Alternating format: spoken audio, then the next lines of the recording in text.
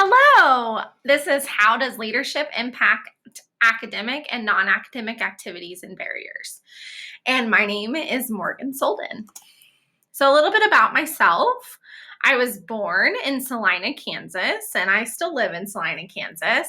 And in my free time, I love to ride my electric bike and go to the Kansas City Royals games. I've been to 2 this season, and I went to opening day with my dad, and that was lots of fun. A little bit about myself. I got my high school diploma from USD 305. Then I graduated 3 years later with a bachelor's of general studies with an emphasis in education. And then I was a part of the teaching residency program through Fort Hays State. And that allowed me to come back to USD 305 as an instructional assistant and gain more experience, hands-on experience in the classroom. In 2018, I got my bachelor's of elementary education from Fort Hays State. And I am a kindergarten teacher at Sunset Elementary School. And this is going to be my 4th year teaching kindergarten. And I absolutely love kindergarten. So a little bit about my school. I work at Sunset Elementary School. It is a Title I building. I teach kindergarten and there are 3 kindergarten teachers, and every year there are about 20 to 22 students in my classroom. There are around 30 teachers in our building, 3 for each grade level, and then we have title instructional assistants, as well as we have title teachers who teach at risk. And specials teachers and all sorts of teachers. Okay, so some of the activities that happen in my school, and these are academic activities. The first one is every January, we have a Frosty Festival, and that's a school parent math and reading night. They have fun grade level activities for kids. So they'll go from station to station, and then they also have fun activities like drinking hot chocolate, or depending on the theme, there might be a book readers theater from teachers. It gives parents activities that they get to take home and do with their students about reading and math. Then number 2 is we just started this last year due to COVID-19, and we have the Eagle Nest, which is a parent homework tutoring club.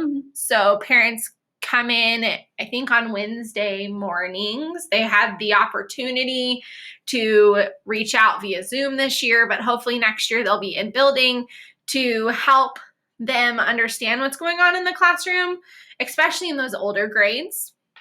3, we have a hallway work to show off. We put work in the hallway, and we have the star boards in the hallway, and that shows off academic achievement. Teachers put them out there, and then teachers go around with star stickers, and they put stars on their work, and they're so excited when they get a lot of stars, or at least in kindergarten.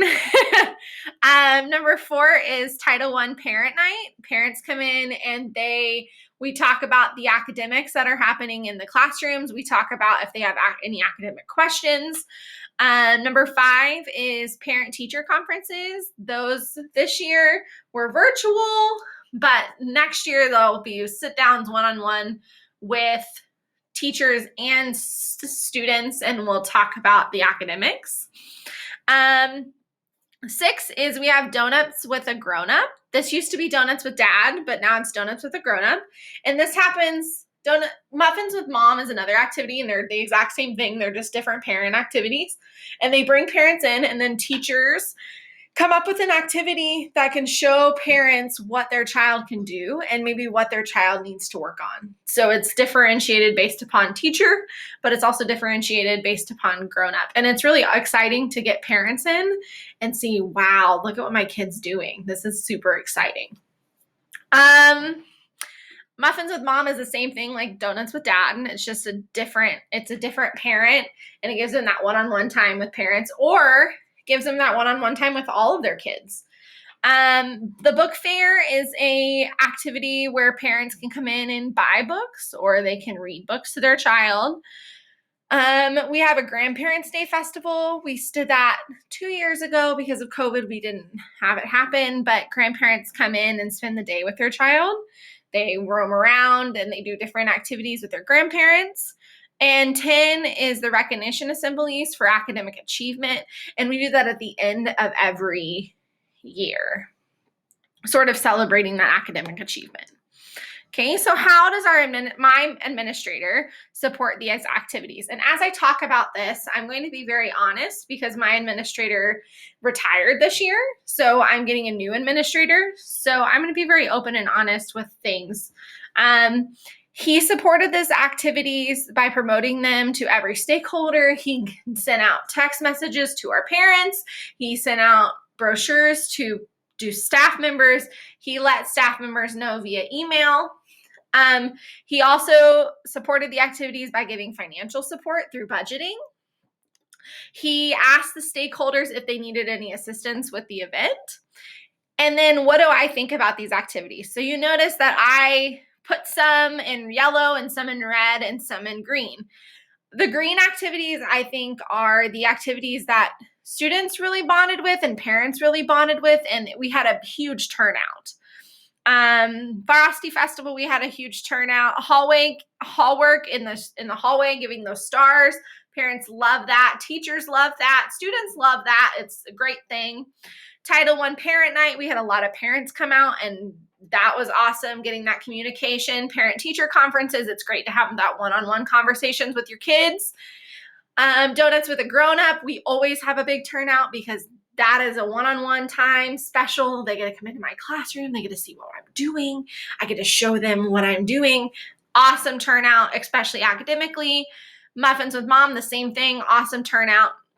Now let's go to those yellow areas. These are my areas that I'm not so sure and they might need some improvement. That's the parent homework tutoring club, and that's called the Eagle Nest at my school. That is something that needs some improvement, but it was the first year. I don't think the administrator really put that out there because they were just kind of trialing it out. And I hope our new administrator really puts it out there. The second one is the recognition assemblies for academic achievement. I wish that we would have one every quarter saying, oh, look at, and really bragging it up so then kids are really into it and really engaged in it. The red ones, the book fair is something that's hard, especially because we're a Title I school. It's hard to get parents, because we're Title I, it's hard to get parents to come in and buy books. And so that's kind of a red area. It's something that we need to do because it supports our library, but at the same time, it's not really academically rich.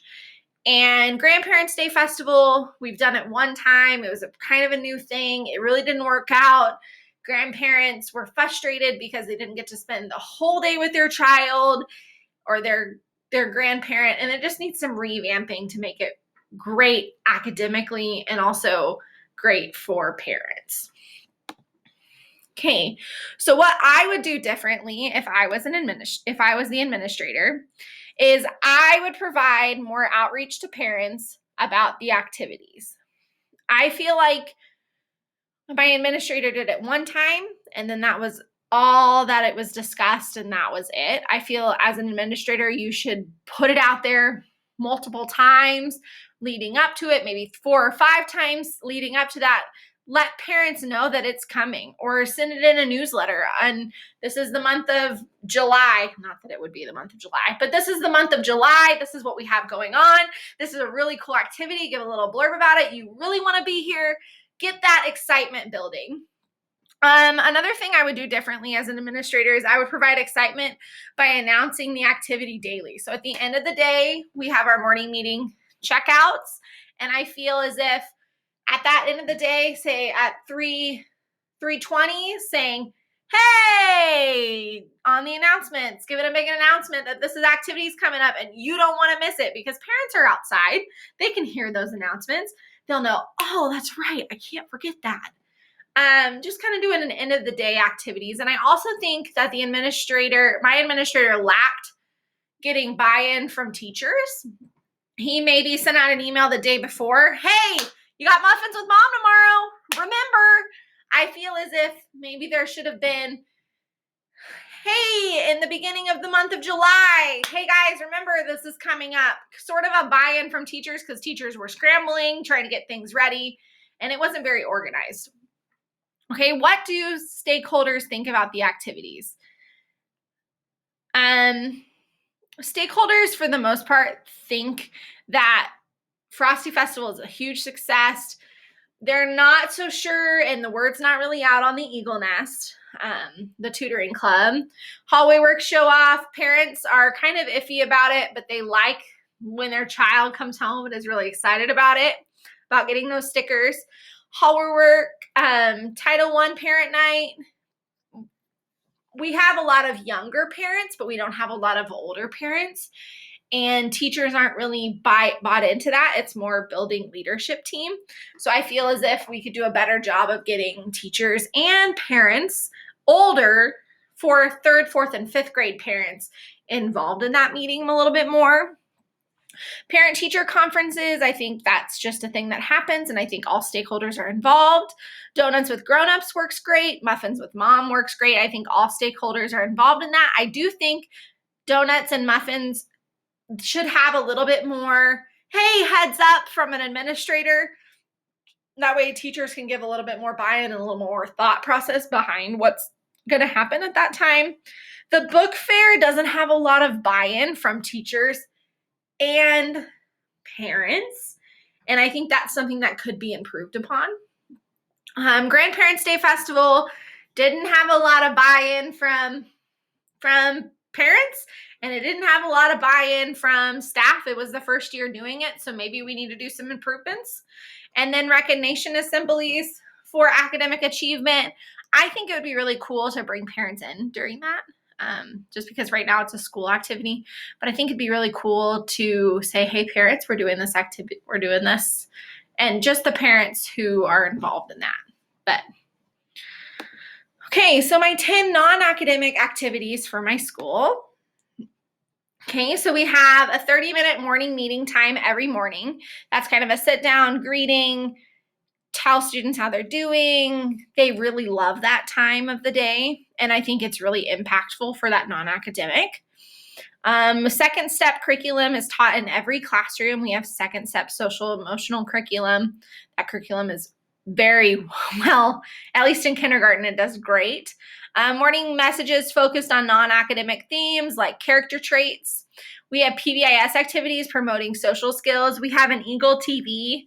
A teacher puts in one of her students every month, or one of his or her students every month, and they get to be put on the TV for showing that character trait that the whole school is working on. The fifth activity, and that Eagle TV is right when you walk in the building, so you get to see the TV and you get to see all the kids' names flashing through. Fifth one is monthly assemblies to promote the non-academic and social skills. The monthly theme is presented at the assembly, and it's given, hey, this is my assembly, this is what the character trait is. They kind of introduce it in a fun way, and then our morning meetings base off of that. Social skill groups for every grade level. Social skill groups are only for students who have high needs in social emotional support.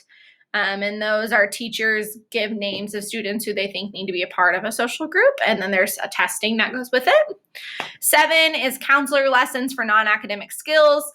Our counselor comes in kindergarten once a week, and the other grade levels every other week to teach social skill lessons. 8 is the 5th grade and kindergarten peer buddies. We have our 5th graders come down and they build that social interaction with their kindergartners. And that didn't happen this year because of COVID, but on a normal year, it does happen. And then we have our Eagle social skill buddies. We have our 5th grade students who are in those social skill groups, and we have our K1 students who are in the social skill groups. They are matched together with a peer model, and those peer models help the younger students with that time period that they're struggling with. It teaches both kiddos responsibility, but it really helps the 5th graders thrive, and they really love that time. And then 10, we have end of the day meetings in every classroom. It sort of wraps up the day. What do we learn about? Is there a social skill I need to talk about that we kind of struggled with? Kind of a wrap up. Okay, so how does he support these activities? He does a walkthrough during this time when these events take place.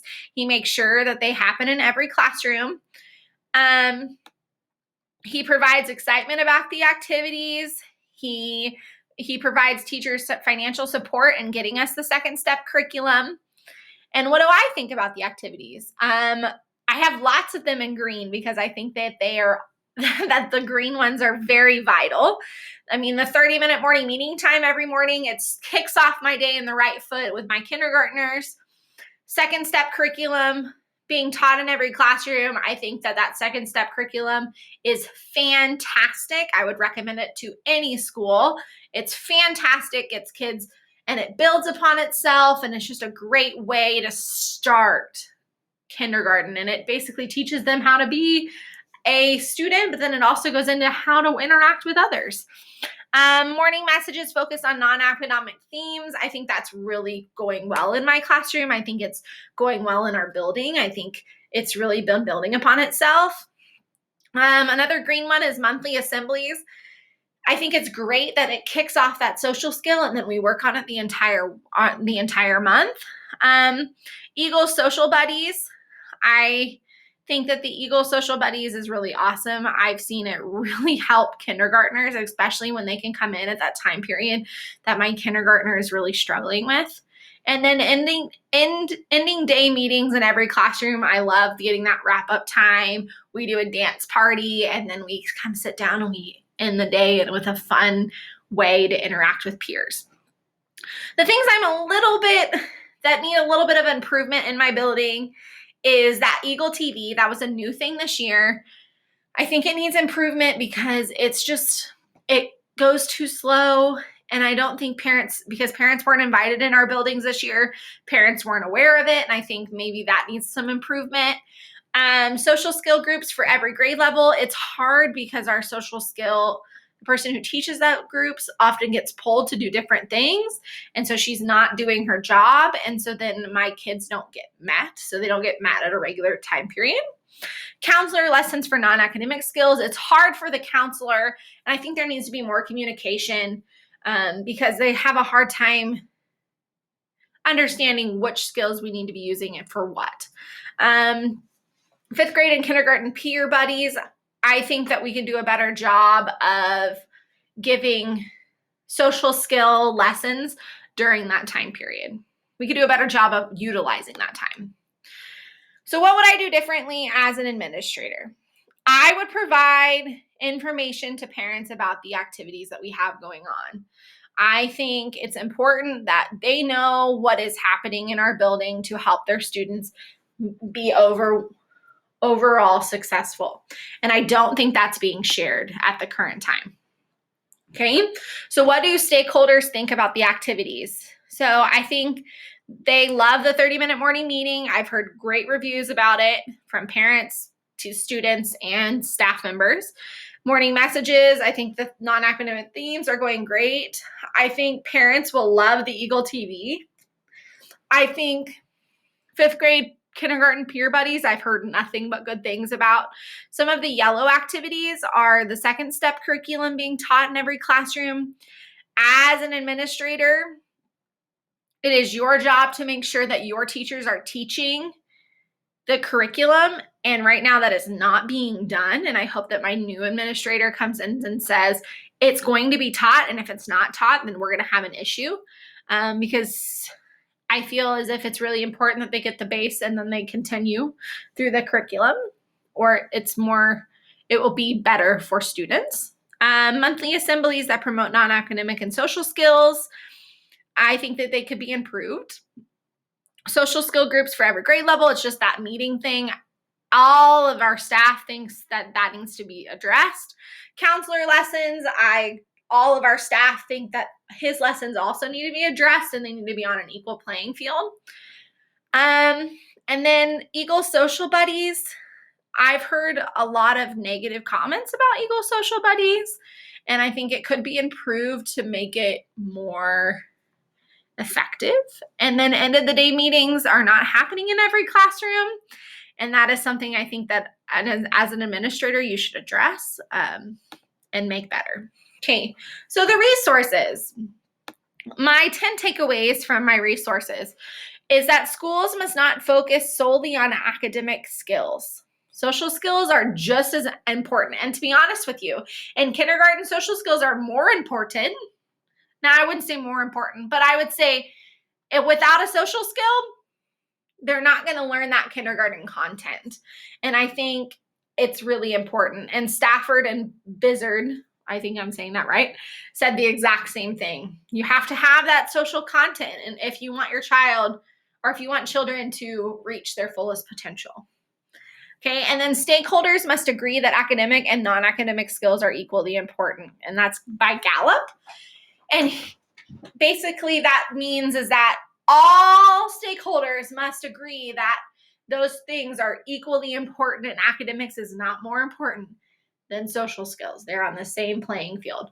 And that's important that parents believe that school staff believes that, everyone involved believes that those are on the equal playing field. I think that's really important. The third one is non-academic skills are self-confidence, self-discipline, motivation, focus, responsibility, critical thinking, time management, study skills, and so many more. And that's by Effectively Yours. I think that there are so many social skills that need to be taught. It's important to get them all. I think it's important to have a well-rounded child so they can do the best they can. Okay, and here are some more. So the fourth takeaway I have is that there are many names that you could call non-academic skills, and sometimes it's confusing because they call it growth mindset, non-cognitive, social skills, social emotional skills. That's what we call it in our building. Soft skills. I think it's important that to know that all of those things are the exact same thing that you're talking about. It's that non-academic skill. And I think it's important to know what those names are and realize that it's all the same thing, and that's by Commence. Fifth is 1/4 of the United States is growing up in poverty, and that's by Allen. And there are so many barriers that are in front of a child that they have to leap over in order to reach educational success. And that's important for you to remember that kids grow up and they have a hard time jumping over those barriers. And as an educator, it's our job to fix those barriers or help them jump them and make them smaller. 6 is that schools must provide a community of resources for their students and families. And this is by Jacobson. Basically, that article said that you have to build a bridge in order to meet that barrier. You have to be able to come up with resources as a staff or as a school community to help your parents. And then 7 is it is important that schools have a model and that supports and address non-academic behaviors. Anderson and Butcher. Schools must have improvement plans that address and offer support. If you don't have an improvement plan that offers support for families, your improvement plan is not going to be successful. I think that was a light bulb to me. 8 is non-academic barriers can include poverty, parent issues, family illnesses, bullying, and child abuse. Armbruster by Armbruster.